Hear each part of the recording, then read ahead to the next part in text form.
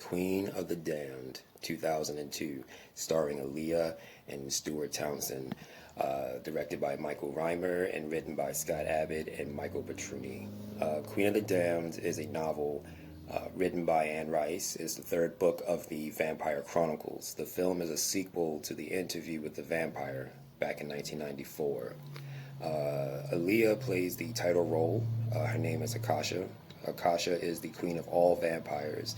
And fun fact is Aaliyah was the first actor to be cast in the film, but this would be her final role. She sadly passed away in a plane crash a few months after they finished wrapping the film. This film was a big influence for a lot of what we call Afro-Goths, or, people of color. At the time when the Vampire Chronicles came out, it was definitely a Gothic literature, Gothic film. And then after the adaptation, it came out with Interview with the Vampire. That was '94, so you have the millennials, growing up watching, Interview with the Vampire and anything that had something to do with vampires and anything Gothic at the time.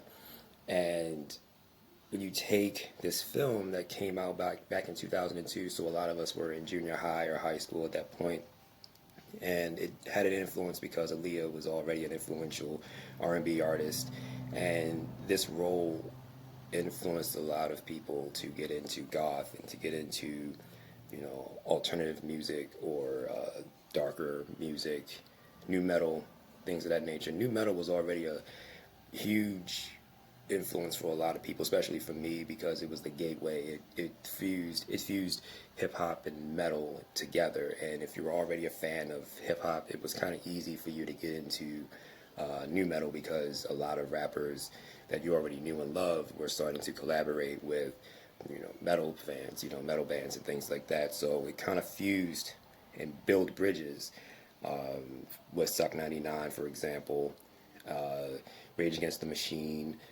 Korn, and speaking of Korn frontman Jonathan Davis, he was the producer for the soundtrack of Queen of the Damned, and so this was also very influential because the soundtrack was, much beloved by a lot of fans. The movie may not like it so much, but the soundtrack definitely had some great songs on there, memorable songs on there, and so with that being said, that was the gateway for a lot of people of color to get into goth and to get into metal. I remember a lot of my friends wearing trip pants and spiky jewelry and listening to Evanescence. And this was not too long after the film had come out. And a lot of them are still goth, and a lot of them are still metalheads to this day because of this film. And I'm sure there were other groups and other bands that they were into before, but I feel like with Queen of the Damned, it was more embraced than ever before. I think it became more cool to be, dark and to be gothic and to be a metalhead and things of that nature. And if you are an Aaliyah fan, most likely you've seen this, so there's no need for me to really suggest that you watch it. If you're watching this, you definitely have already seen this film, and you definitely are a fan of Aaliyah. This video is just basically paying homage to Aaliyah. The film had been released February 22nd, and as I'm doing this, today's the 28th, so in a way this is my, my love letter to how influential this film was and how influential Aaliyah was to me. And it really was one of those films where I really went back and I watched really honestly just for her particular parts. She's in the film very little, even though she is the title character, the main character. She's in the film very little, but every scene she's in, she just grabs your attention. Everything about her was so otherworldly, and she really played a villain very well, and she's very convincing and very intimidating.